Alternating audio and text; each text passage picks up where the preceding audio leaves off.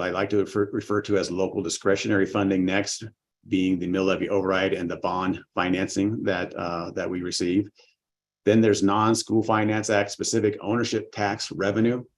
And the reason that this is non-school finance act specific ownership tax is really an unusual, interesting item, because the county receives that and remits it to us, and they do that allocation based on the collections that we're receiving for regular mills, mill levy overrides, and bond mills. So there is no more science to it than that. So there is a piece of it that is included in the School Finance Act funding, and there are pieces of it that are allocated to mill levy override and bond financing, which are still received, but categorized just a little bit differently. The next line item there is program subsidies. Those should be read to mean exactly what that says. What it means is that there are programs that we have and or are required to have, and we are required, therefore, to spend School Finance Act money to do that. And if we do all of that, then there will be some subsidized funding that will come, usually from the state, also a little bit from the federal programs for nutrition services. But so this is a lump sum number of everything from special education funding from the ECEA to the state support for transportation, to the federal programs for nutrition services, et cetera. And so those are programs that we have and that we operate, and we can receive some support for them, but they are not funded entirely by these programs. They are only subsidized. The grants line is where we receive the most of our federal money. That specifically comes in with Title I and monies like that that flow through the state level, but are ultimately sourced from federal government. We have a fees and fundraising line. This is, as you can see, noted as transportation fees, lunch fees, school participation fees, all of that.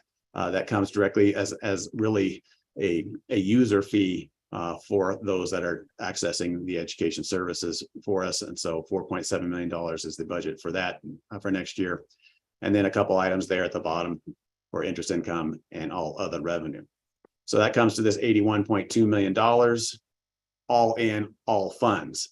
And the reason that I wanted to project that is to say, here is one single number that could be useful, but that also, of course, has a danger because there's not enough context to this number.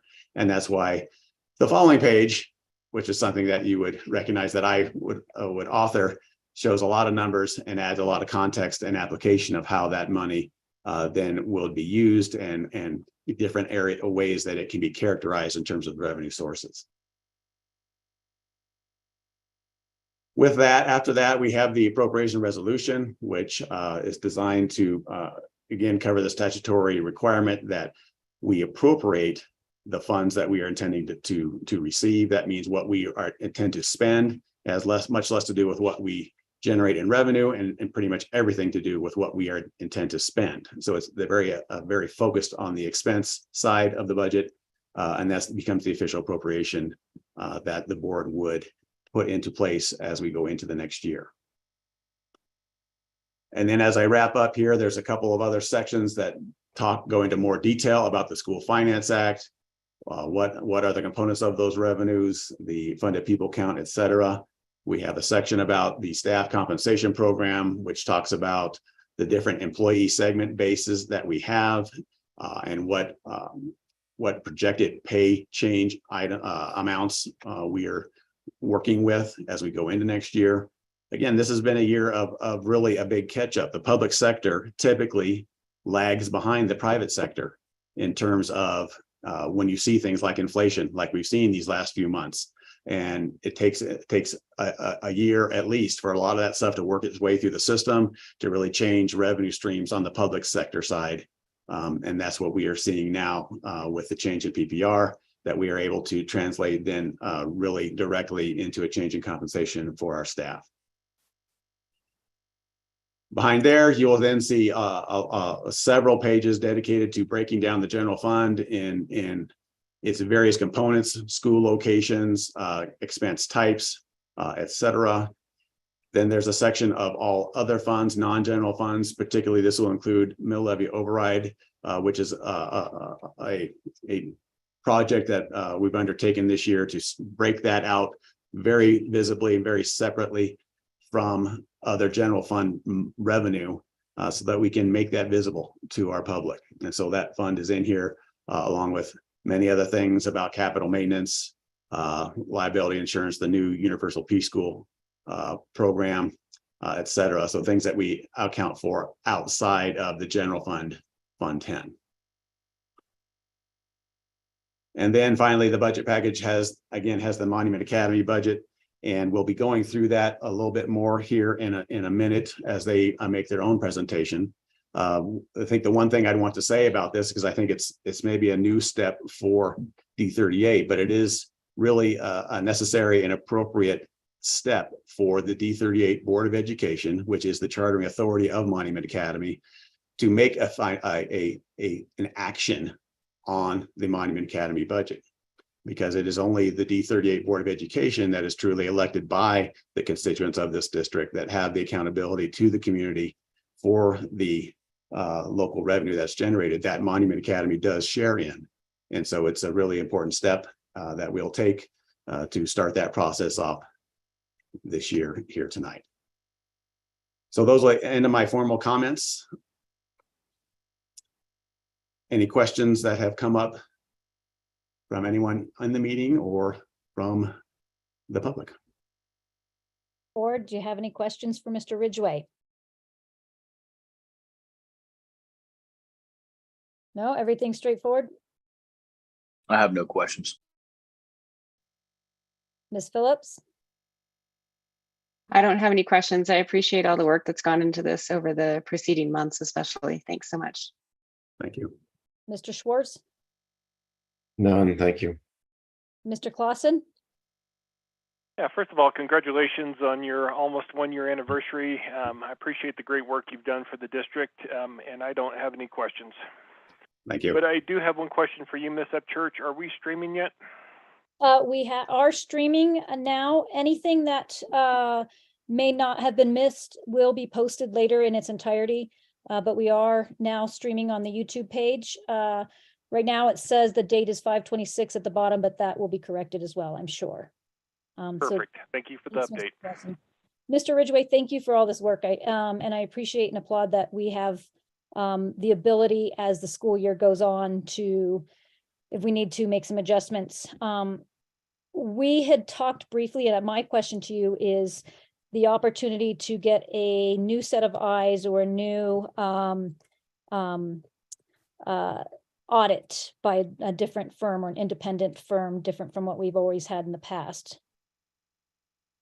So yes, as we close out the 22-23 fiscal year by the end of this week, and we start the review of that year's worth of activity, we will be switching to a new audit firm, moving forward from CLA that worked with the district for many years, and we appreciate their support and their contribution over the years. We are switching to begin working with Holting & Company, which is a Colorado Springs based firm, which is one of the unique and I think valuable aspects of them and of their presence, is that they are here locally in the area, versus most all other audit firms are based out of Denver. So they've already done a little bit of preliminary work with us, but the bulk of their work will come in September and early October. Thank you so much, and congratulations on your first year. I think it's always good to have a fresh set of eyes for transparency and credibility. So thank you so much, Mr. Ridgway. Agreed. Thank you. Since we have no more questions, this was the part that was part B, and so we're moving on to public comments, which regarding our budget, which we have none.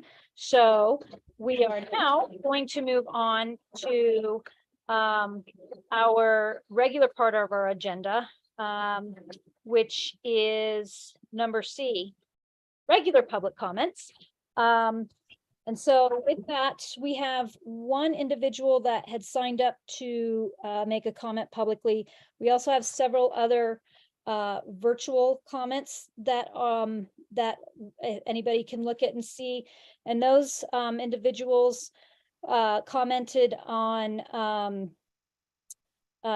excuse me, our public comment was, one was two regarding our school bus service, one regarding our curriculum review, one from, and so those are available in board docs to see. One was from Mary Organ-Dolph, and if I pronounced your name incorrectly, Mary, I apologize.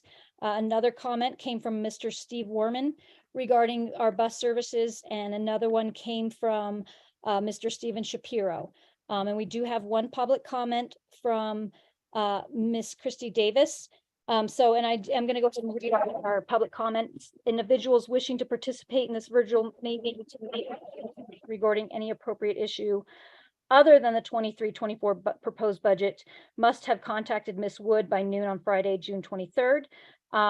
Additionally, members of the public may submit written comments online via the electronic submission form. These written comments may be received by 12 noon as of today for inclusion in the meeting. Digital public comments must adhere to the guidelines that are set forth in BEDH, including limiting comment submissions to 450 words or 3 minutes. And by receiving a digital public comment, the Board of Education is not beholden to reading a comment aloud or responding to said comment.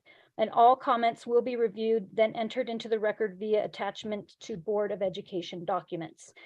Individuals who have signed up to participate in this virtual meeting will be assigned to the Zoom room. And Ms. Woods, I believe you have granted Ms. Davis access for comments.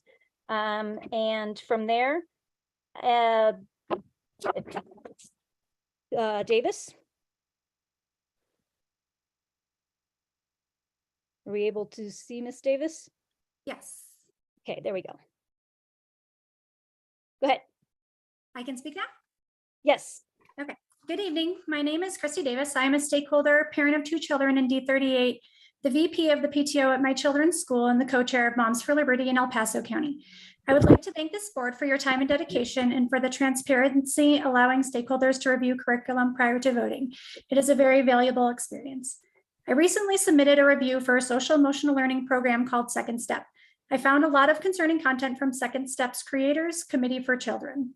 CFC provides resources that are littered with critical race theory, diversity, equity, inclusion, racial bias, social justice, political propaganda, LGBTQIA+ oppression, and allyship. Most of these are banned in D38 within policy IMB, which states that any race, ethnicity, religion, color, disability, sexual orientation, or national origin is inherently superior or inferior.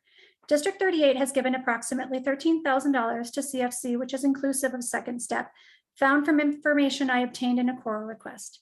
It is not about the money, but the fact that D38 could possibly be financially supporting an organization that does not align with the values and morals of the majority of our community's beliefs and policy IMB. CFC also has resources specifically for LGBTQ youth that provides links to Glisten, a company that provides information on hiding gender transitioning from parents. Once opened, a tutorial on quick exit appears that shows the child how to click 3 times to immediately exit the site and erase their browser history, hiding the site from anyone who may walk in. Do you want D38's counselors to have access to links shareable to students that teach how to exclude and hide parental involvement? In CFC's What is Coming in 2023 statement, they announced they are looking to add more culturally relevant information and more equity. If this board chooses to renew Second Step, please review all of the content and be specific on what is allowed and approved. I do not believe D38 knew of this content, nor do I believe you brought these values into your district intentionally. I believe this program has and is continuing to morph into something that does not align with our district's values and morals. I urge you not to renew Second Step curriculum or bring in any content or material from CFC. There are better programs and organizations that align with what our students and staff deserve in this amazing district. I urge you to not renew Second Step. In closing, why would D38 want to financially support a company teaching acceptance of controversial materials that go against the majority of our community's values and our district's policy IMB? Thank you for your time. Thank you, Ms. Davis. We will now move on to board member comments. I'm going to start, let's go around. I'm just looking at the order that I have on my screen. So Mr. Clausen, you're first up. Thank you, Ms. Upchurch. I don't have any comments this evening. Thank you for asking. Okay, we now have, it looks like Mr. Schwartz, you're next. In the spirit of brevity, I have no comments as well. Ms. Phillips, I have no comments tonight either. Thank you. Mr. Norris, I have no comments. Thank you. and I said I didn't have comments or anything, but I actually have one brief comment I wanted to bring attention to the board. I wanted to bring one initial point to my fellow board members that I was just made aware of today. The CASB Delegate Assembly is October 6th to the 7th, and the deadline for the resolution submission is August 17th. Given our June and July board calendar, we often fall short or scramble to get our resolutions submitted. So while the time frame is too short, I would like to propose that we add the resolutions to our next board work session at the beginning of August. We submitted 2 resolutions last year, so they've already had readings and we've already approved them. So we could look at those. I would propose that we resubmit those 2 resolutions. One was affirming local control of curriculum, and the other was affirming local control of our budget. So since they've already been written, I would just propose that we add that to our work session in August. And in full transparency, if there's a resolution that another school district were to submit in response to another education group's resolution, I personally would be in favor of that resolution that supports economic freedom. So I'm just putting that out there. But we can talk about that with the agenda setting. And then finally, the transparency, accountability, and partnership with our stakeholders is paramount. So governing through policies such as policy KCB, which is about public partnership, helps ensure that we as a school system are acting on behalf of putting our kids first and in alignment with our community values. So I want to thank all of our engaged stakeholders, our staff, our committee members. There's been a lot of work that's going on, students and parents. And if anybody would like some fun, our board members would like some fun summertime reading, visit the policy sections of our website. A few policies I found good reads was JLDAC, IHAK, IJ, and IG. So that's what I wanted to say. Like I said, I had no plans to say anything. I just wanted to bring that CASB delegate assembly to everyone's attention. So Dr. Summers, superintendent update, you're next. Thank you, Mrs. Upchurch. I'm going to keep the superintendent update very brief, and I did not prepare a PowerPoint, but I did want to do just a few brief summer shout outs. There's just been some outstanding work that's been taking place over the past several weeks, including wrapping up with summer school, very successful summer school activities this year. So thank you to all the staff, students, families that helped make summer school. This year it was hosted at Bear Creek Elementary possible. We also have our second phase of extended school year that's going to be kicking off here in July. So again, a big shout out and appreciation there. We have several summer types of activities that are going on, including summer sports camps, multiple educational trips. We had a group of students who went to Washington, D.C. and then to New York City. And then we have some extended travel taking place to Italy and then Japan as well. So thank you again to all the sponsors who've made that possible, as well as partnerships with EF and all of our students and families who have made the most of those opportunities. Last, I just wanted to do another shout out to our Tri-Lakes area and El Paso County first responders for hosting a mass casualty training event at Lewis Palmer High School a couple of weeks ago. Very educational, very informative, and really appreciate all the partnership that goes into making sure that we're ready for the emergencies as they may take place. And again, just a big note of appreciation there. So with that, Mrs. Upchurch, I will hand it back off to you, ma'am.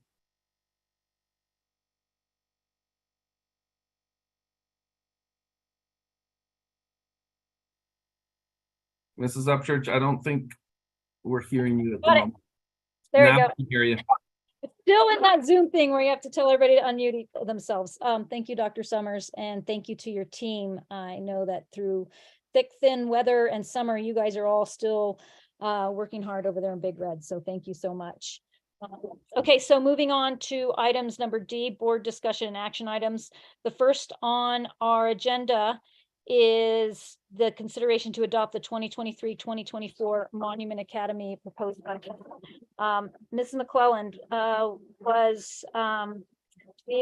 we able to get Mr. Gustafson in? Yes, he is also Kim McClelland in the meeting. There's two of us. Welcome, Mr. Gustafson, and welcome, Ms. McClellan. Thank you. Thank you so much, Ms. President. And I wanted to just really kind of do a shout out to your administration team. They have been so welcoming and so wonderful. It's been nice to be able to work with Amber and Brett again after being in D49 together. And it's been great to get to know Casey better. And you just have a stellar team, and it's been really, it's just a great partnership. So we do appreciate that partnership. We also, Glenn and I have been quite busy in the last 6 months.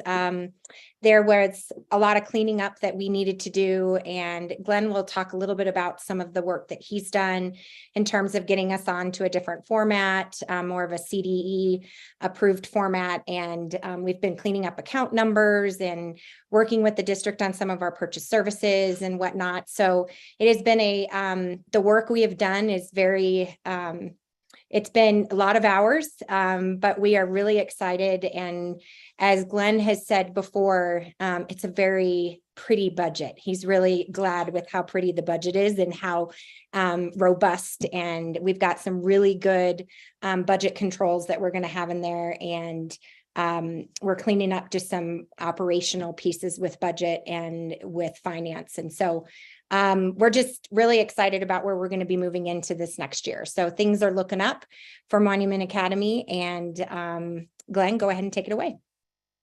Thanks, Kim. Thank you for having me. My name's Glenn Gustafson. I'm the former CFO for Colorado Springs District 11. After 32 years, I retired, and I'm helping Kim with Monument Academy as their CFO left in the middle of the year in December. And I just will give you a quick Reader's Digest version of the highlights of our budget. So I'm pulling that up right now. If you can all see that, I think I'm sharing that. There it is. I think it just popped up. So just some of the highlights of our budget for next year. We're looking at elementary enrollment of 676.5, middle school 402, high school 141. That is an increase over the current year. Our per pupil funding assumptions for both PPR, per pupil revenue, and mill levy override are included. Our total appropriation for all of the 5 funds of Monument Academy totals $23 million. Of course, a lot of that is tied up with the bond issues for our 2 buildings. And our expenditure assumptions you can see for how much we cover for insurance, para, Medicare, Colorado minimum wage, and our debt service. Some of the big changes from fiscal year 22-23 is we are implementing a new salary schedule for all instructional staff and new hires. And we're raising our minimum starting salary from $33,000 to $37,000 per year. In addition, all staff got a 4% pay raise in addition to the adjustment that staff got, and percentage raise for all returning staff. Classified staff increase was $1 per hour, and inflationary increases depending on their grade or level. Administrators received a 5%, and all staff receive a 5% benefit contribution increase to offset the rising cost of health insurance. We are looking at a total of about 55 new elementary students and 57 secondary students. And some of our big changes from last year is we're backfilling the 22-23 funding gap.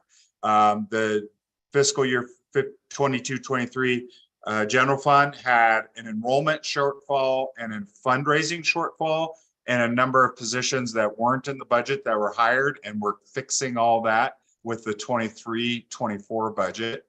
You could see a detail of all the different positions that we're hiring for 23-24.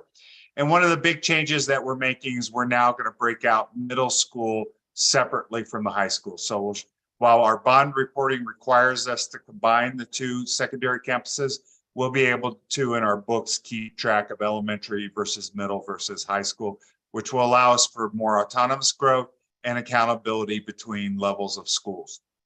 And the school by school budget balances you can see are about 179,000 to the good for elementary. And this is an old version. We actually were able to balance the middle school and the high school so that they equal 0. So I forgot to change that from the prior version. And we have some graphs that just show where our revenues and our expenditures go. I'm not going to go through those in the interest of time, but you can see all the detailed information on our school by school budget, both based on program and object and our number of FTE. It's interesting to note that we will now have 134 FTEs working for the school in the new year. And all this information is available to you for your convenience. And we're excited that we think this budget will position us well to be more competitive, to fix some of the budget structural issues that we inherited and allow us to grow for the future. We still have many challenges with our bond issues, so we need that increased enrollment to cover our debt service. So we think we're on the right track, and we're excited to have a budget that's much more accurate. It's CDE compliant in terms of count codes, and it's something that Lewis Palmer Board can be very proud of. And with that, I'll stop sharing, and I'd be glad to answer any questions you might have. All right, board. Do we want to start with a motion before questions? Yes, I'd like to make a motion to approve the Monument Academy Charter School for 2023-2024 proposed budget as presented. Is there a I'll second? second.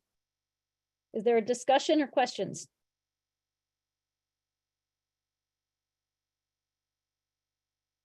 Anyone? Oh, you guys get off easy tonight. I want to say thank you for your partnership. D38 is a better district with our partnership with Monument Academy. So I applaud the work that you're going into this. For anybody else that wants to see, the budget is indeed published and was up for review for us as board members and for the public in the board docs. So if there's no more discussion, Ms. Wood? Mr. Clausen, Aye. Ms. Phillips, Aye. Mr. Norris, Aye. Mr. Schwartz, Aye. Ms. Upchurch. Aye. Thank you so much, Ms. McClellan, and thank you so much, Mr. Gustafson. And happy summer to you all, and we'll be seeing you guys soon. Yes, we were just both approved today for another year. So you guys you're stuck with us for another year. Well, excellent. Welcome to the area and welcome to Monument Academy and D38. Yeah, you're welcome. Thank you. Okay, so moving on, our next agenda item is consider and approve our audio enhancement proposal. Did I miss one? No, yes, I missed one. I'm sorry. Consider and adopt the school district budget for the fiscal year 2023-24 and appropriations resolution. Do I have a motion for the D38 school district budget? I guess I will do it. I propose a motion that we approve the audio public address system enhancement as presented in the previous meeting and during our work session retreat. Well, before that one, we had to take a step back, Mr. Schwartz. We're on to adopt the school district budget, the D38 school district. Oh, I budget. thought you were on the audio enhancement. I know I had my apologies. I backstepped. I skipped over number 2. We're on number 2, which is to consider and adopt school district budget for the fiscal year 2023-2024 and the appropriations resolution as presented. So that I'm asking for a motion for our school district budget. I'm happy to make the motion. I'll second. Okay, Do I need to read the entire motion though? Yes, it's a little please. bit lengthy. I'm glad to do so. Yes, Yes. please, Ms. Phillips. Okay, so I'd like to make a motion that it be resolved that the Board of Education of Lewis Palmer School District 38 in El Paso County, State of Colorado, in accordance with CRS 22-44-105, that the 2023-2024 annual budget be adopted and that the amount shown in the resolution attached to the minutes of this meeting be appropriated to each fund as specified in the adopted budget for the ensuing fiscal year, beginning July 1, 2023 and ending June 30, 2024. And that has been, the motion has been made by Ms. Phillips and it has been seconded by Mr. Schwartz. Is there To any have a clean record, I will second the motion, okay, and unless you would like to, Mr. Schwartz. Mr. I am fine with you doing it, Mr. Clausen. Thank you. I think we just need to make sure that once it's read that we have a motion, hence my request for seconding it. Thank you. Thank you so much, Mr. Clausen. Is there any discussion? No? Okay, well, then we've seen the presentation prior, so with that, Ms. Wood, would you take the vote, please? Mr. Clausen, Aye. Ms. Phillips, Aye. Mr. Norris, Aye. Mr. Schwartz, Aye. Ms. Upchurch. Aye. Now moving on to number 3, to consider approve our audio enhancement proposal. And this was the district leadership presented a proposal to install an upgraded intercom and classroom audio amplification system, which is known as the audio enhancement. And so that we will entertain a motion. I am happy to do that. And in the spirit of thoroughness, why don't I read it the same way Ms. Phillips did the previous one? I'd like to propose a motion to approve phase 1 pursuit of the audio enhancement proposal for Lewis Palmer Elementary School, Lewis Palmer Middle School, Lewis Palmer High School, consistent with the planned 3-year sequence for all buildings as presented. Is there a second? Ms. I'll Upchurch, second the motion. that. I'm sorry, Mr. Norris. I said I'll second the motion. So Mr. Norris, we'll have Mr. Norris second that one. I heard him first. Sorry, Ms. Phillips. Is there any discussion? And can we get just a brief update on this one? Sure, this is Brett. I will lay the groundwork a little bit, and then Casey or anyone can chime in. Again, just going back to board docs and pulling up the item, I will bring up the exhibit that was attached there, and this is the same exhibit that was attached at the work session. And what this is a project that eventually would improve the audio capabilities at every single school, and focusing in a priority sequence on the 3 schools that were mentioned in the motion, being Lewis Palmer Elementary, Middle, and High School. Those being priorities based on their current state of their current systems, and also the fact that we have work ongoing at Lewis Palmer Elementary School in particular that allows us to kind of do this project while it's taken apart, if you will, for other purposes. The audio enhancement project really focuses on various things. It has a strong orientation towards the technology and the type of infrastructure that it will actually add. It has a strong benefit for safety and security programs to the district, and also has strong benefits for educational delivery, as particularly I think in the elementary schools, but Casey can talk more to that. So what you have on the screen here is kind of the full project as it would be scoped out and priced out currently. We presented at the work session both a 2-year sequence and a 3-year sequence. And the reason, again, we wanted to go ahead and start with this is to start funding this out of the 22-23 year money here, where we have some contingency money in the general fund, which can be applied to this first set of phase 1 projects for Lewis Palmer Elementary, Middle, and High School. Casey or anyone for any other clarifications? Actually, I think you hit the key points pretty well there, Brett. The only other thing I would add is we will be monitoring closely as we move into 23-24 to determine if we would rather do a 2-year versus a 3-year sequence. So there is that option that's available to us, but I think we'll certainly be pleased to see the progress that can be made at all 3 of our LPE, LPM, and LPH sites as we work into the summer and upcoming fall. So I think that is that's the essence of it, unless there's any other questions that we can speak to. Mr. Ridgway and Dr. Summers, can you share out why this is needed? What is the significance of this? And why are we looking at this right now? Yeah, the simple answer is we have failing intercom systems, failing and aging at different varying degrees. And as alluded to, Lewis Palmer Elementary School has, as their intercom system would be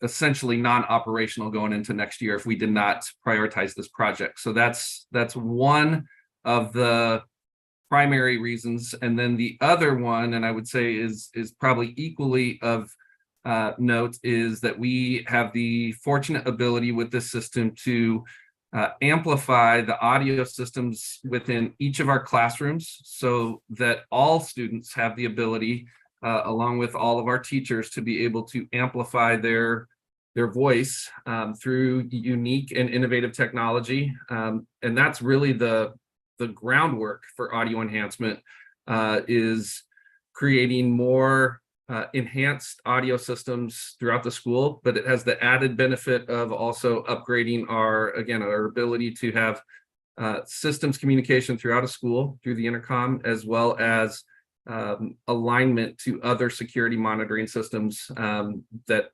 essentially upgrades our safe and secure school focus as well. So it's really, if you look at it from a strategic plan perspective, it's addressing priority 1 of safe, healthy, and welcoming schools, as well as priority 2, contributing to an atmosphere of academic excellence. Are there any other, does anybody else have any discussion or comments for Dr. Summers, is Lewis Palmer Elementary School, is that the only school that has a failing intercom system at this point? They would be, yes, the most significant in need of updating or replacement as soon as this summer. Lewis Palmer Middle and High School are not quite as drastic, but they are not that far behind. So if we were not looking at it doing something this year, it'd probably be within the next 2 years or so at both of those sites. So those are the 3 that are most in need right now. And then we see the opportunity and the potential to address all of our schools across our district operated schools with this need over the next 2 to 3 years. I guess what I'm struggling with is the $1,695,000 budget for these items. I think we have roughly $40 million of deferred maintenance, and this would probably be very nice for a school. And obviously, I always prioritize safety, but my concern as one board member is we have a lot of other big ticket items. And as one board member, I'm not going to be supporting the motion. However, I'd be willing to make a motion to fund the intercom system for elementary school. Maybe we take them one at a time as it really becomes necessary, but just simply to update everything and have the convenience. Although once again, it'd be very nice. It's a very, very large amount. Considering that many experts think we're on the cusp of a recession, I would be a little trepidatious about allotting these types of funds, considering the unknown coming up with the economy.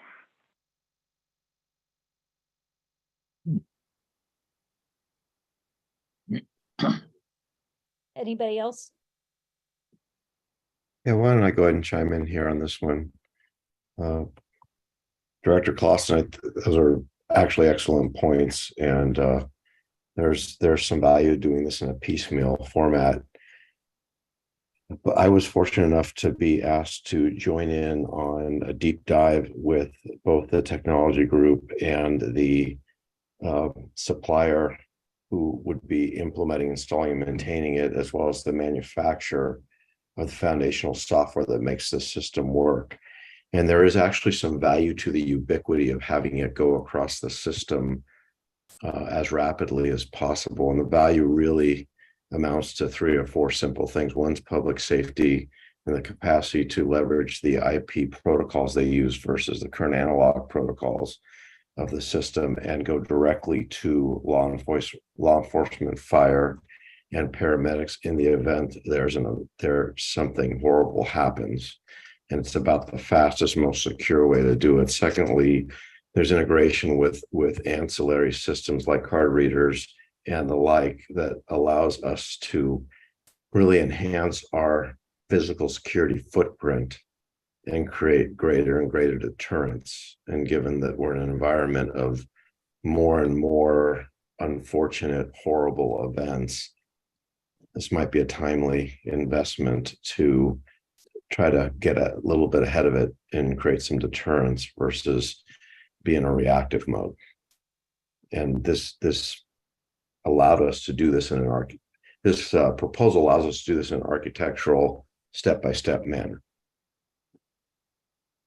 I appreciate that, Ron. And, safety is always paramount, but wouldn't you agree with me that, radio systems, cell phone systems are also another effective way of communicating with first providers? They are, but they're also single point of failure where this creates multiple paths, and it's a more robust way to do it. And it's actually how other entities have been migrating for the last decade or so. In fact, the 9/11 Commission came out with a report that was very specific about migrating away from analog to IP-based technologies for exactly that reason, and the capacity to integrate on one platform. But with IP technologies, if the internet goes down, we lose the ability to communicate, right? If you don't have a backup, yes. Right. But we have backup. We have backup systems for that, just like a house alarm. Right. Thank you. I'm just kind of looking online how many times over the last 24 months our internet system, our email system went down. So, I guess for my information, when our internet system goes down, is there another source to provide that communication? Or if the internet is not working at a school and we get an email that it's not, does that just let us know that if there was a catastrophic, supervening, cataclysmic event that we would not be able to contact first providers through the internet system or the voice over IP?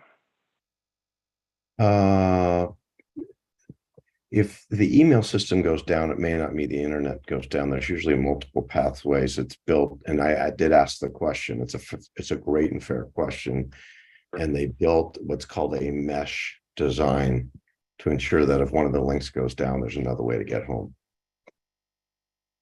But just in layman's terms, this is kind of your forte. But if you have a pipeline of data coming in and that pipeline is severed, then there's really no way for that data to come in and or out of that pipeline. No, that's why, as I mentioned, that's why we have multiple paths. Okay. All right, perfect. Sorry to put you on the spot, Ron. I probably should have asked you these questions before we got on the line. Happy to answer it. All right, thank you, sir. I have a follow-up question. And Mr. Coulter, this may be more your forte, I'm not sure. So when we're doing this and we're looking at the bids, is there a financial or fiscal advantage to doing it all at once? Or is there a financial or fiscal advantage to doing it one at a time? And that's number one. And then number two, does this fit into the long-term plan that you had presented regarding our facilities earlier this year? Ms. Upchurch, it absolutely does, in the sense that I would regard this in the world that I operate in as a life safety system. It is leveraged by the fact that it is IP based, which I think is actually advantageous. And then obviously making sure that we have multiple mechanisms to be able to contact and communicate with one another, and that's why Dennis Coates has been he's been integrated through the process of vetting this organization, looking at their technology, looking at how the integration occurs. He's been with us the entire time. To get to your other question, Ms. Upchurch, I find it that if we could do the purchase as a lump sum at this time, is sort of I don't know, it puts us in a better situation that we can secure the pricing that we need to secure for the equipment.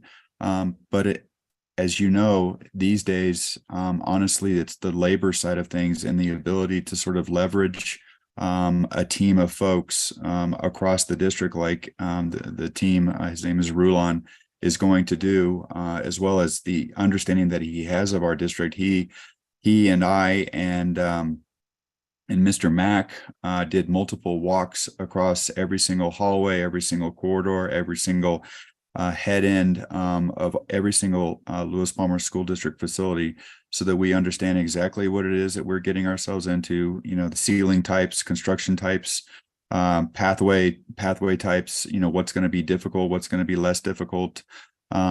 So the back end homework that Rulon and his team have done really put us in a great situation to be able to go as fast as we need to go to get Lewis Palmer Elementary done. And honestly, I feel very strongly about Lewis Palmer Elementary. I'm very optimistic about where we're going to be on the middle school and the high school, but I firmly believe that by Christmas time, Thanksgiving time, all three of those schools will be 100% operational, as well as he has made sure that all of their the labor operations can occur in the evenings or early mornings and things like that, so that we're not hindering day-to-day school operations from a security perspective, as well as a day-to-day classroom and school business perspective as well. So I feel like he's done a lot of research. He's got a lot of experience both in Colorado and obviously in the intercom business and things of that nature. And he has done a very good job of answering a lot of questions that we've asked of him, and we've put him on that spot a lot of times. And he's also built contingency into all of his school estimates, the estimates that he's provided on for each school, so that we're not going to run into situations where jobs might stop or things might happen where we're not able to procure or gain the ability to sort of leverage the labor team and or the equipment that he is bringing into each individual school. So I've been very impressed with the team, and I feel like life safety issues are those that certainly run to the top of the stack.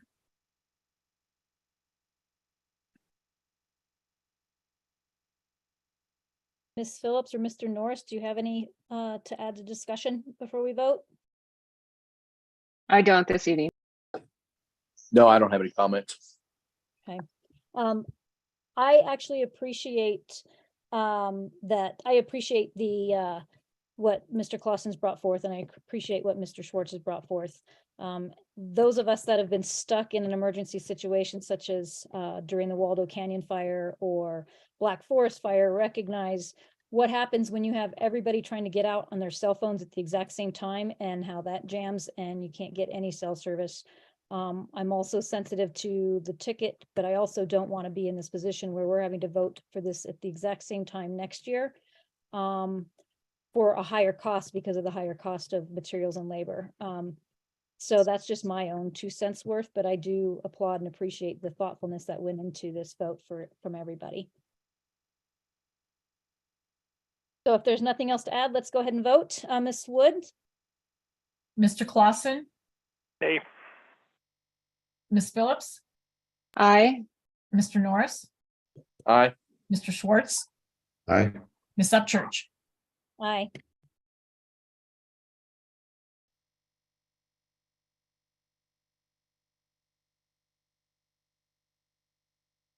Tiffany, you muted yourself.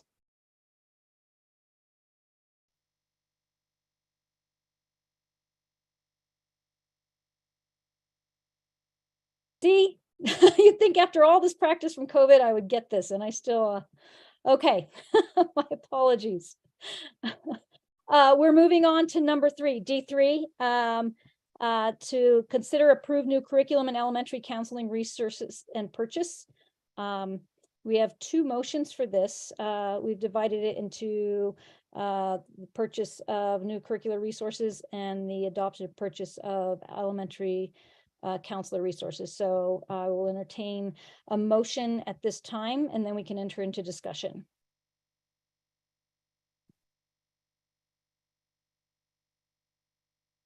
If there is a motion. No, I'd like to make a motion. Okay, Ms. I'd like to Phillips? make a motion to approve the adoption and purchase of the following new curricular resources as presented: 4th to 5th grade science from the Carolina Biological Supply Company, 4th grade social studies, the Colorado Story from Gibbs Smith Education, and Algebra 2 from Glencoe. Is there a second for that one? Tiffany, I'll second that motion. Mr. Norris has seconded it. Is there any discussion? From anybody? Mr. Schwartz? Mr. Norris?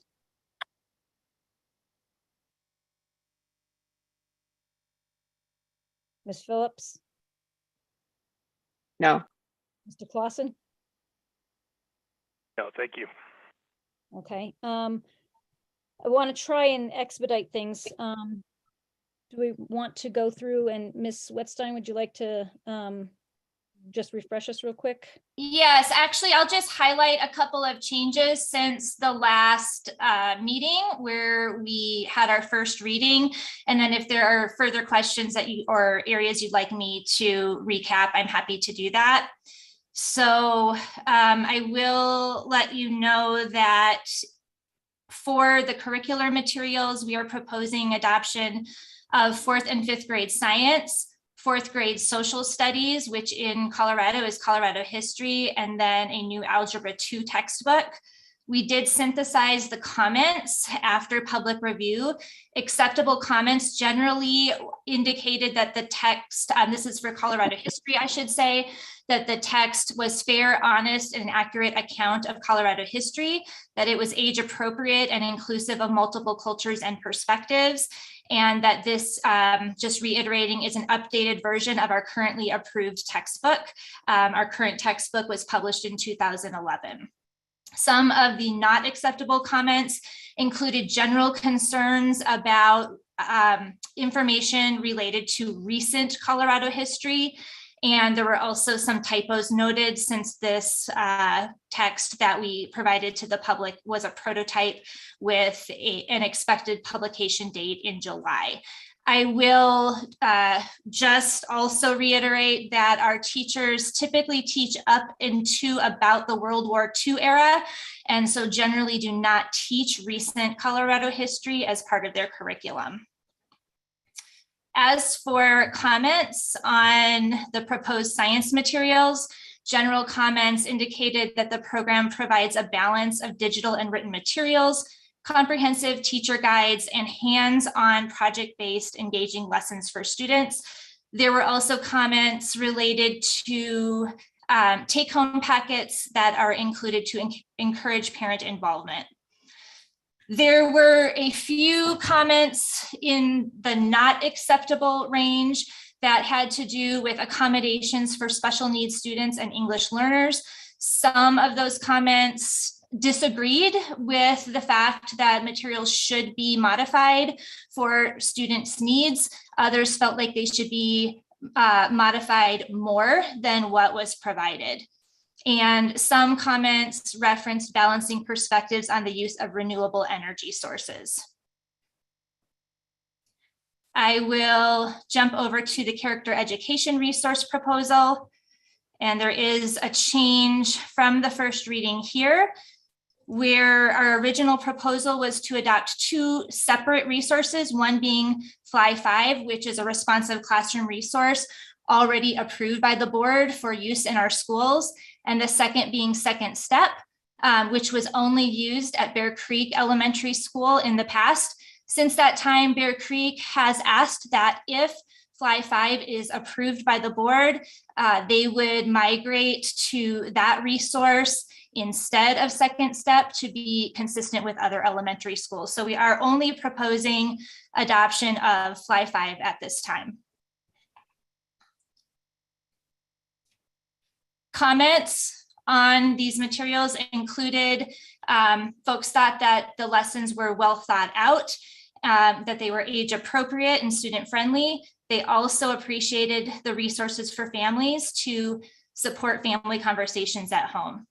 And in general, the comments that were rating the resources not acceptable mostly did not agree with character education being taught in schools.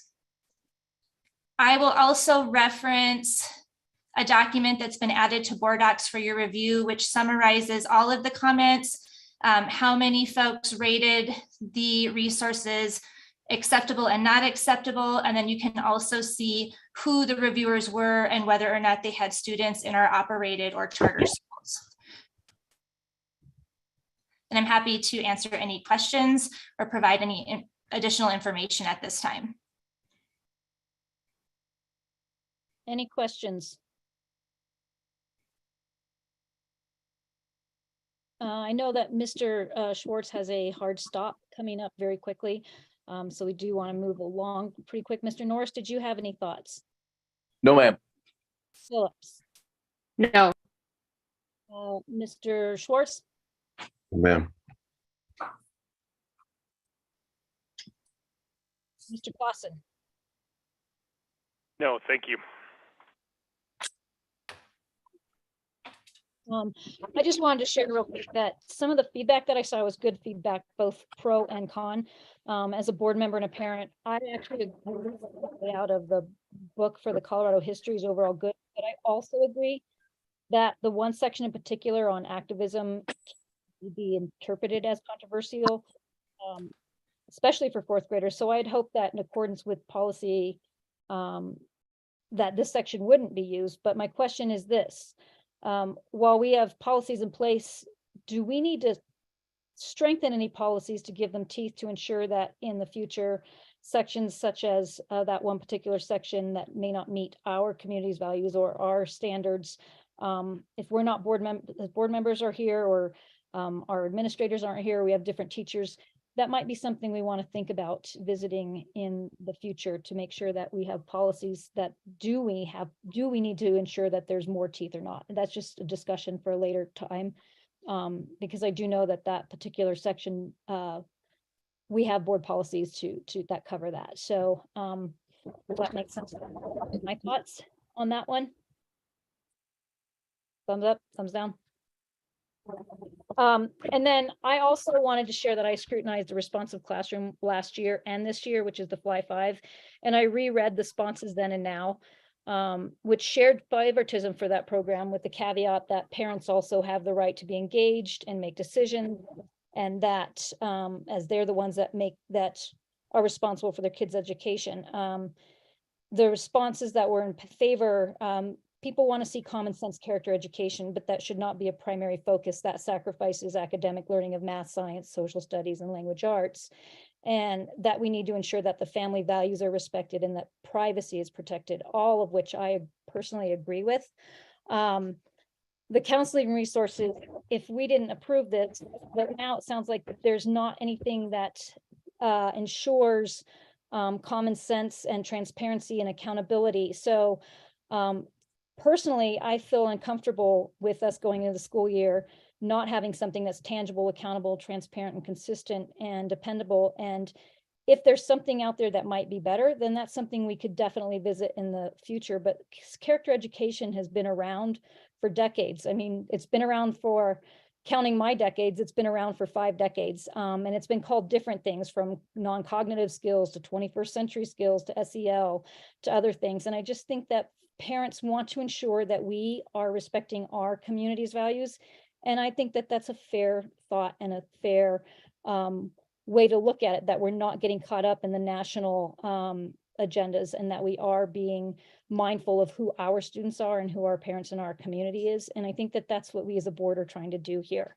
So, and when I think about our policy IHAK, that the Board of Education believes that parents are the primary and most important moral educators of their children, and that the board strives to provide programming within the schools that complements and enhances values that are taught at the home. And that includes programs that align with the characteristics of Portrait of a Graduate and traits such as honesty, respect, responsibility, and integrity. So with that, if there's no other comments, let's go ahead and vote. Any other comments, questions, discussion? No, seeing none. Ms. Wood? Mr. Clausen, Okay, Ms. Phillips, Aye. Mr. Norris, Aye. Mr. Schwartz, You're on mute. Aye, not on mute. Ms. Upchurch. Aye. Okay, so moving on to our next section. Well, hold on, Yes. just a minute, Tiffany. I think we also have the recommended Oh, yes, yes. We motion only number did the 2. first- So Yep. Yep. I'd like to make a motion to approve the adoption and purchase of the elementary counselor resource Fly 5 as presented. Is there a second? I'll Second, second that motion. Ms. Wood, or is there any discussion on that one? I just lumped all mine in with one, so. Okay, Ms. Wood? Mr. Clausen, okay, Ms. Phillips, Aye. Mr. Norris, Aye. Mr. Schwartz, aye, Ms. Upchurch. Aye. So moving along to our next vote. Thank you all. Our next vote will be D5, consider approve revisions to policies ADF, JLJ, JKA. This is a second reading. I will entertain a motion before discussion.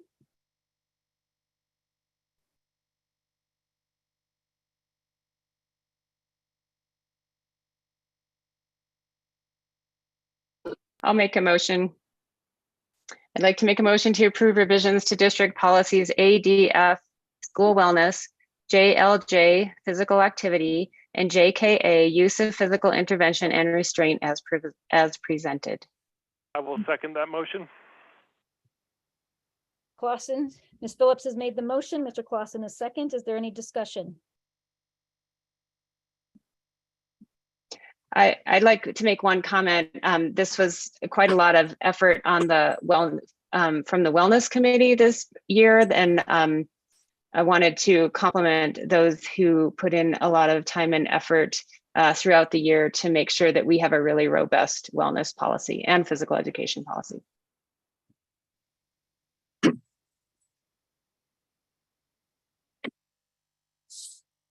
Any other discussion? No?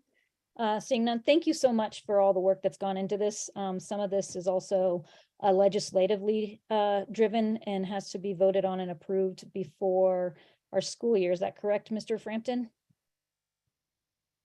Yes. I got a yes. By July 1. So, we're really pushing it, aren't we? Any other thoughts? If none? No? Okay, seeing none. Ms. Wood, will you take the roll? Mr. Clausen, Aye. Ms. Phillips, Aye. Mr. Norris, Aye. Ms. Upchurch, Aye, and I do believe Mr. Schwartz had to step away from the meeting. he did. Our next item is number 7, D7. Consider approved notice of intent to participate in the November 2023 election. State law requires that we as a board. Ms. Upchurch, I'm sorry to interrupt. We still have item D6. I thought we just did that. Oh, no, we didn't. Why are we? Okay. That's a new policy, so we just need This to is a make sure we do that one separate. Yep. This is a first reading, right? Nope, this is a second reading of a new policy, JLCDC. Okay, I apologize. I thought they were all grouped in. When you're on Zoom, sometimes you're bouncing back and forth. That's okay. We got you. Thank you. Ms. Okay. Upchurch, may I make a motion Yes, sir. to approve new district policy JLCDC, mental health necessary treatment in school settings and corresponding regulations documents JLCDC-R authorization to access medically necessary treatment as presented. Is there a second? Ms. Upchurch, I'll second that motion. Mr. Norris is seconded. there any discussion?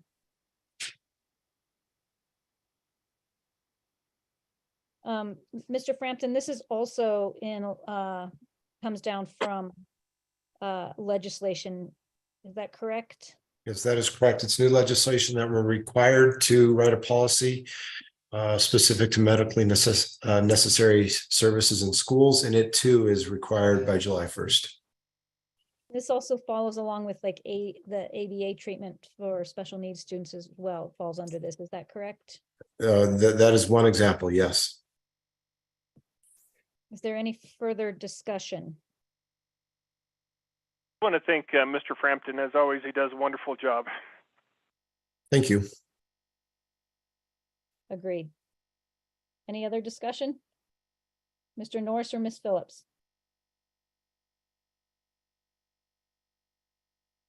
Nothing for me. Okay. Ms. Wood, would you take the roll on this motion?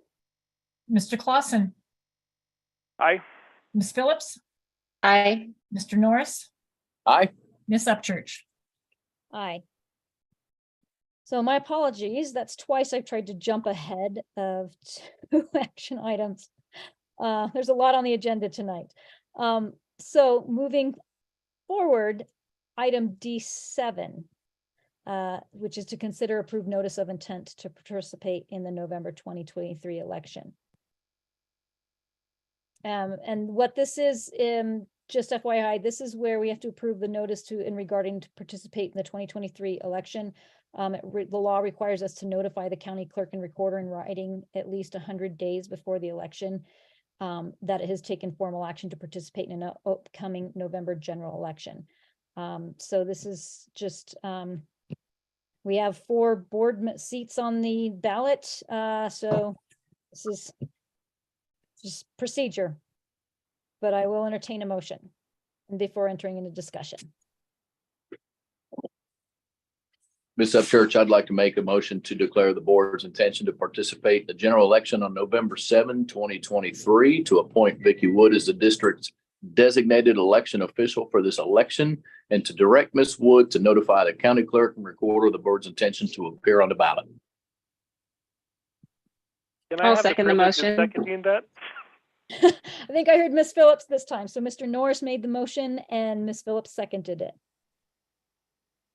Is there any discussion?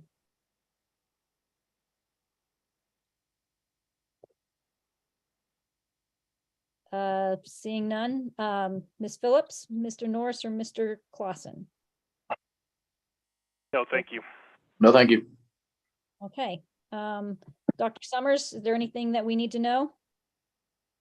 Nope, it's all there. So just with this approval, you will be officially registering to participate in the 23 election. Okay, I have a question. How much does it cost a school district to participate in board elections? Or in any? I think it depends on the specific ask. I don't know that we've received a quote yet for this one. Have we, Vicki? Not yet.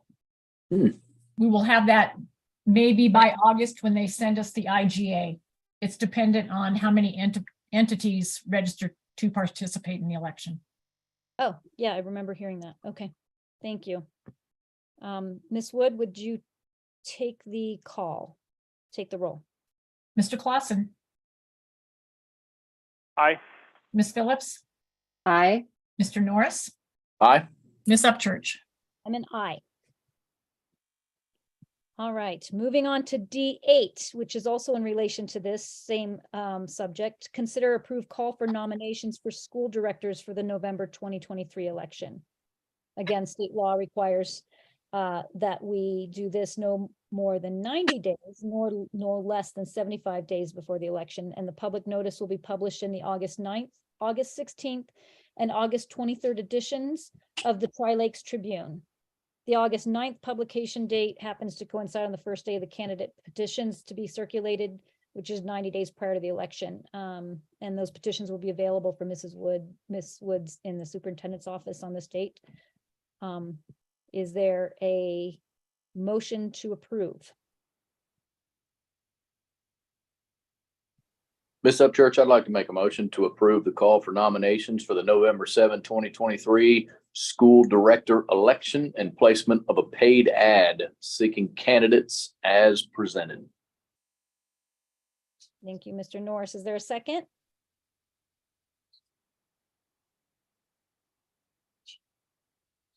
I'll second. Is there any discussion? Thank you, Ms. Phillips. Thank you, Mr. Norris. Is there any discussion?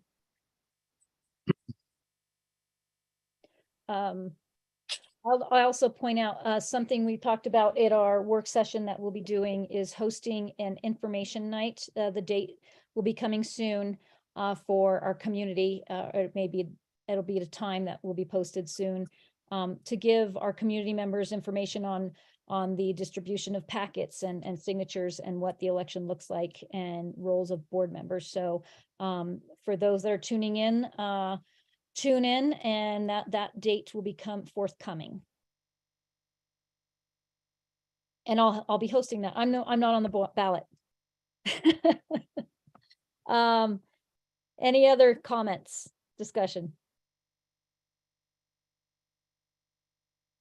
No. Okay. Well, seeing none, Ms. Wood, would you take the roll? Mr. Clausen, Aye. Ms. Phillips, Aye. Mr. Norris, Aye. Ms. Upchurch. Aye. Okay, so it's almost 7:30 and we are at D number 9. And this is just going to be a brief update regarding the 2023-2024 school year transportation consolidation update. This does not require an action. This is just information item. Thank you, Dr. Summers and Mr. Norris and Mr. Schwartz for attending the session that in alignment with and in conjunction with the responses that we got from our community members. And we did receive, again, we received 2 communications that will be in board docs that were for public comment consumption. Dr. Summers. Yes, thank you, Ms. Upchurch. I'm gonna do the primary overview of this update for you all this evening. And as you just spoke to the community input meeting that occurred, let me make sure I'm scrolling okay here, on May 23rd, we do want to say and express gratitude and appreciation for our families who have been providing feedback both through that forum and then through other channels over the past several weeks. So this just gives you that sense again of the timeline that we've been operating on. This has been a hot topic really the past couple of months. As you recall, we went into some pretty significant detail at our May 2nd board work session.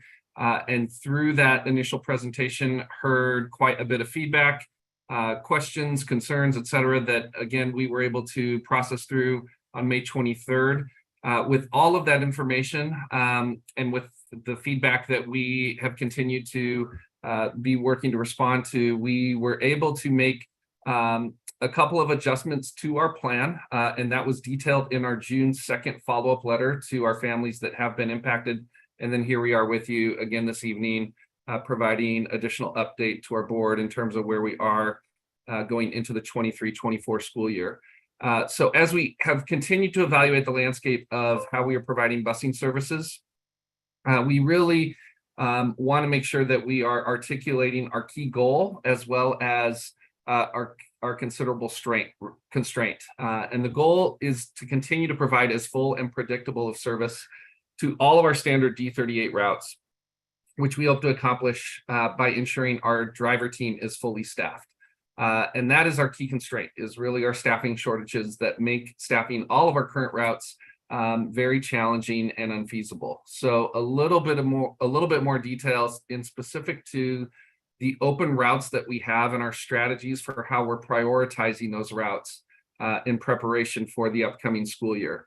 So you can see those listed here in a few different priority buckets. Priority 1 routes include 3 different routes, 624, 626, and 627, because they are all special education routes.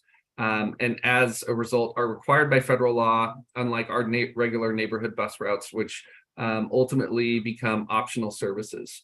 As you see then the second priority, there are 5 different routes right now throughout the district Each of those routes are historically at or near 100% capacity. And as a result, we have prioritized those routes given the number of students that are riding those buses as priority 2.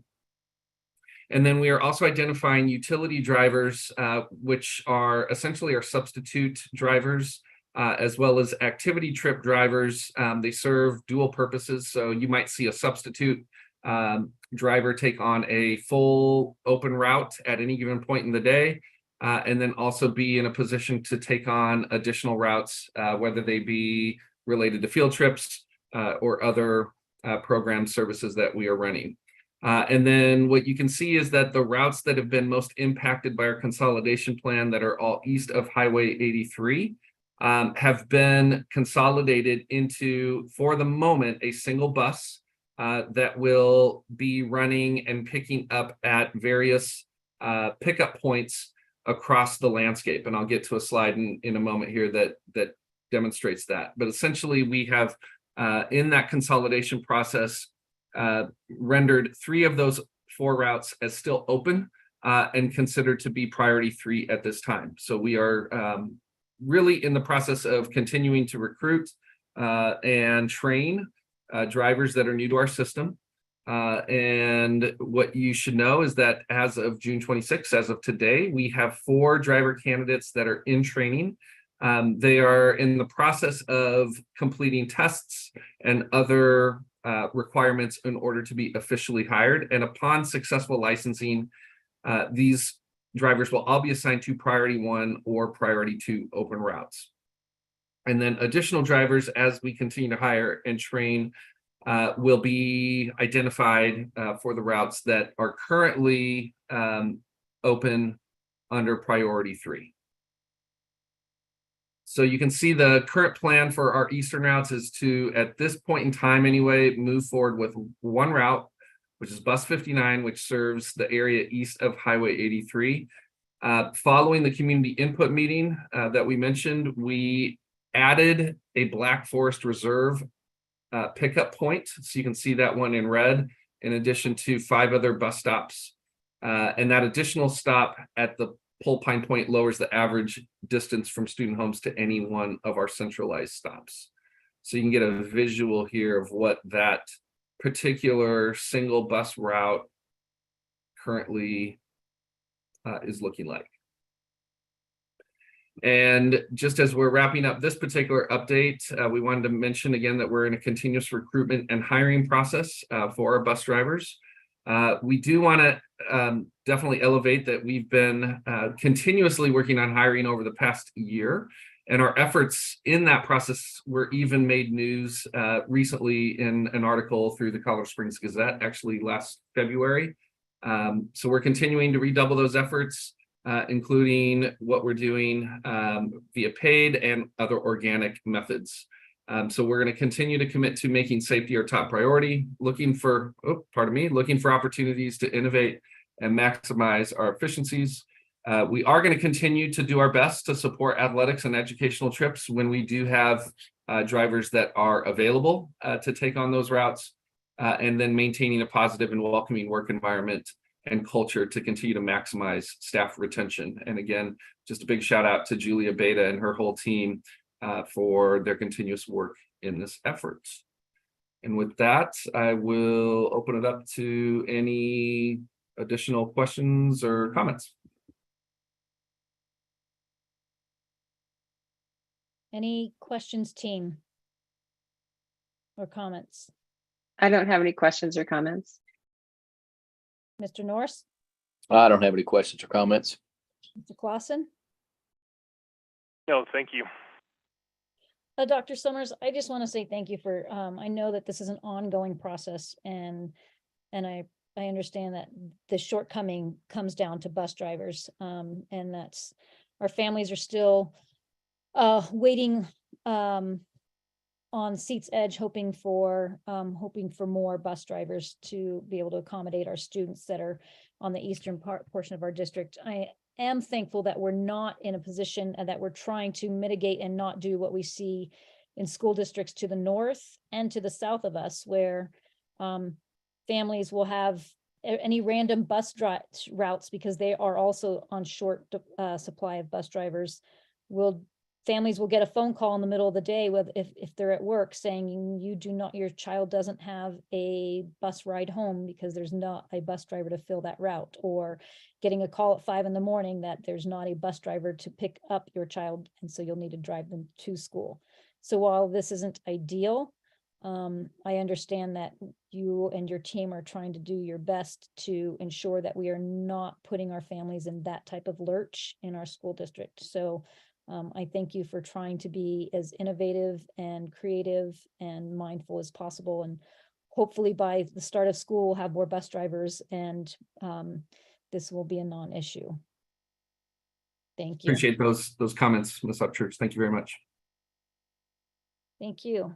Okay, moving on to our next item, which is item number D10, financial planning and analysis.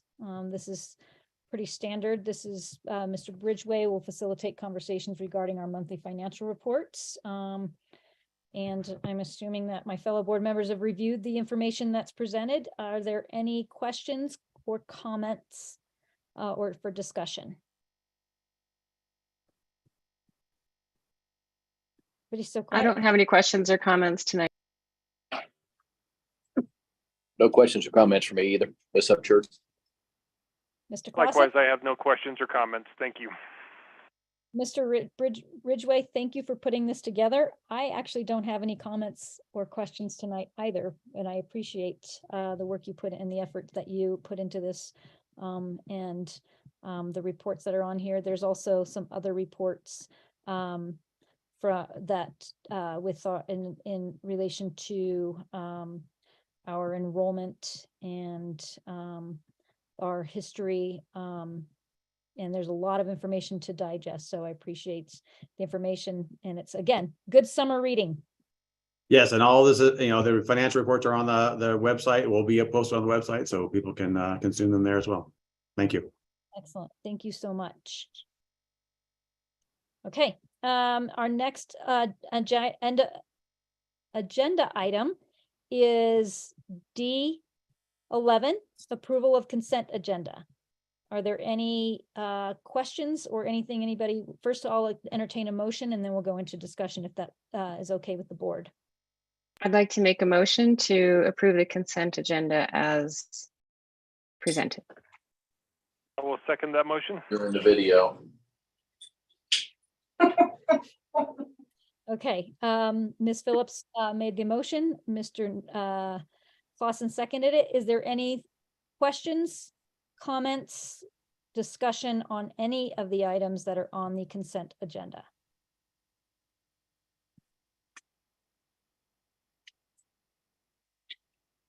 No? Okay, I did actually have one. Under the budget items requiring board signature. And I'm not sure who to direct this question to, and I apologize for not asking ahead of time. Can you guys explain Imagine Learning? And I don't know who that would, maybe Miss Wetstein? I think that's Edgenuity. It's a different name for, it's our online courses. Yes, I was looking for it. That is probably what it is. Is that which item are you looking at? 67,980 for online courses district-wide for the upcoming school year. Edgenuity online courses.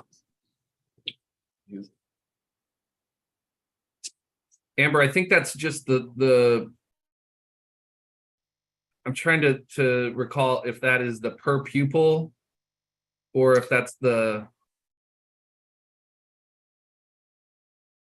total cost. Oh, here it is. I found Opening it. PDF, yes. So it's the digital libraries 9 through 12, comprehensive site licenses, high school content for math, English language arts, science, social studies electives, AP, world language, virtual tutors, and excludes their e-dynamic learning and purpose prep. Yeah, for some reason, it's not showing up in board docs for me. So, but I do believe that is Edgenuity. It is. Yep, I'm just reading the exact invoice. Is this something that the board has previously, since it is related to curriculum and resources, and so is the one before that, the Colorado Digital Learning Solutions? Have those been previously approved by the board? Look, both of them look like They're professional services. So I would consider them supplemental to the core curriculum as a resource for students. So Edgenuity, many students attend summer school for credit recovery as an example. Students elect into Colorado Digital Learning Solutions classes individually to take those classes, but they would not be a district core curriculum. So is it something that we contract out to, and students? Correct. So students use their services, so it's not something that D38. Edgenuity is a software program. So we would contract with Edgenuity to provide those resources similar to other software companies. But we would not, they would not be used as like a school-wide curriculum. Okay, so how does that fall into our policies on like KCB or any of our other review policies? Casey, jump in here, but I would liken it to something like how we partner with Pikes Peak Community College, so students can take classes there, our Career Start programs. So they're supplement to the core curriculum that we would provide as a school district. My interpretation of our policy on curriculum adoption is that the board shall approve curriculum that is used school-wide. But I'm happy to hear Dr. Summers' opinion on that as well. You know, I'm pulling up IG, Ms. Upchurch. Bottom line is these are all standards-based core classes that students who are taking an online curriculum. So it's not all students, to Ms. Wetstein's point. These are students that are electing to take, for example, an Algebra 1 or a Geometry 1 course. You are not having to approve the curriculum per se that is contained as part of that class, because all those classes are already aligned to Colorado standards in order for students to demonstrate proficiency on those that earns them the academic credit that may be apart from what their typical like in-person class would be. So you're really just you're proving our ability to offer these online courses to students who are electing to take those. Okay, so when you akin it to taking a Pikes Peak Community College, that's not something. Exactly, it's an equivalent class that is meeting the standards that are set forth as part of those requirements built into each of those particular courses.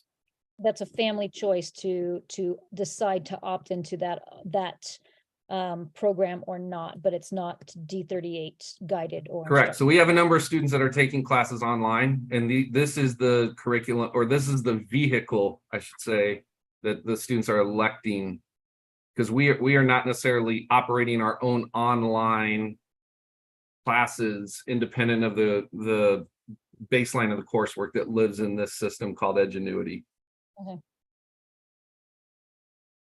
Yeah, I would love to learn more about that. I appreciate the explanation. Is there anybody else that has any other questions regarding our consent agenda?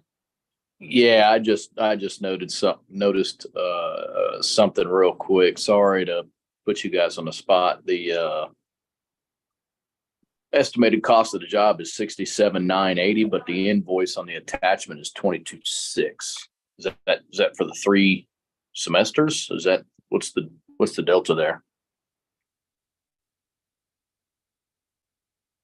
So it is a payment schedule over a 3-year span of time. It's a 20. So we're essentially getting the 1-year cost of the 23-24 school year for the next 3 more, or through 24, 25, 25, 26. Okay, yep, thanks. I see that scrolling down. So often in negotiations with these vendors, we can enter into a 3-year deal for the price that it is as of this year, which typically it escalates year over year. So from a business perspective, it's a good way to do business, knowing that we're going to continue to offer online courses like these are.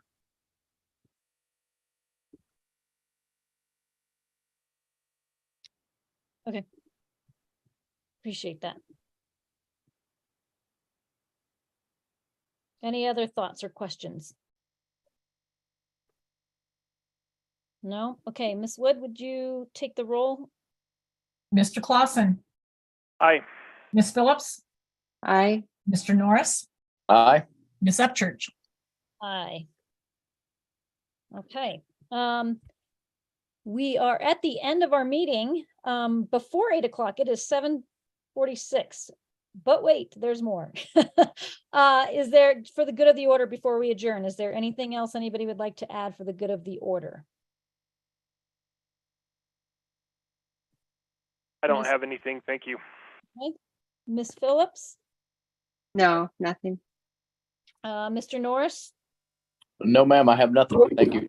Okay, I actually do. I wanted to say thank you to Ms. Wetstein and some discussion that came out as we've been working through what does our curriculum and our resources improvement and the work that goes into this, and some of the transparency pieces that came about, that something we'd like to see done, and I would encourage us to do this, is at the beginning of every school year, we talked about at the beginning of every school year, in each of our buildings, the opportunity for parents to be able to review and see what the curriculum and the resources that their students would be facing and looking at for the school year. And I think that's a fantastic idea and a good way to be accountable and transparent and collaborate and engaged with our parents. So I applaud and appreciate that.